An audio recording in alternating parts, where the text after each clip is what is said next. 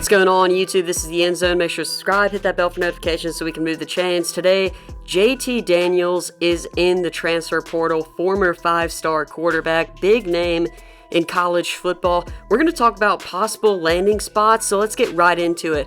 The first one I have is Notre Dame, and this is completely dependent on whether or not he will be immediately eligible to play. If he's not, he goes to Notre Dame. Ian Book, he'll sit behind him 1 year, and then he would be guaranteed probably a starting spot amidst a lot of young, talented quarterbacks there. He would probably shine. Now let's move on to these other immediate transfer picks. So if he went to Tennessee, I think that he would be guaranteed the starting job. He's an elite quarterback, and the Vols are really an elite quarterback away. Jarrett Guarantano and Brian Maurer just don't have control of the offense, and Daniels would get the easy start, and he would really make a splash in that SEC conference with Tennessee.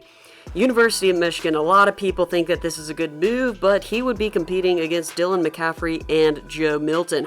Also, it feels like transfers like Shea Patterson and Jake Rudock were underwhelming for the University of Michigan, and this just doesn't seem like a great fit. I wouldn't feel comfortable going to Michigan just based off their track record. I know lots of people really like Michigan. I know his dad was born in Michigan, and that Michigan was one of his places that he wanted to go early in his recruiting campaign, but I just don't think that this is a good fit. Florida State. Now, Mike Norvell is in dire need of a quarterback at Florida State. The problem is JT Daniels would be playing behind an awful offensive line and just a team that's kind of been in the dumpster the last couple of years, a program that really needs a boost. Would JT Daniels be enough to make this a good program in the ACC? I think it would get a boost to be one of the better teams, but I just still don't think they can compete with the likes of Clemson, even if they have a 5-star like Daniels. LSU, there's a lot of confidence in Myles Brennan, but a guy like JT Daniels could come in and change that if he arrived on the campus at LSU. He could be in an excellent position to win games immediately if that's what Daniels really wants.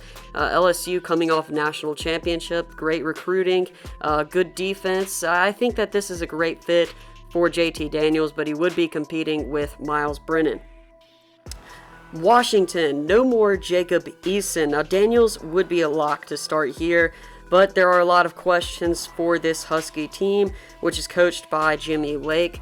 Also, we really don't know the situation if USC is going to let JT Daniels play immediately with some Pac-12 teams. Washington State could certainly be a landing spot. Teams like Arizona, but I think Washington would be the best fit for JT Daniels out of all the teams in the Pac-12. There are a couple other teams that came to mind, like Missouri and Washington State. They're just a little bit out there. Remember that if he isn't granted immediate eligibility, he might end up going back to USC for 1 year just to improve as a quarterback and then transfer for immediate eligibility after 1 year of sitting behind Keaton Slovis. So that's also a possible landing spot. Let me know what you think down below. Where do you think JT Daniels should go play the rest of his career for college football? Thanks for watching the EndZone. Make sure to like, subscribe, and comment so we can move the chains.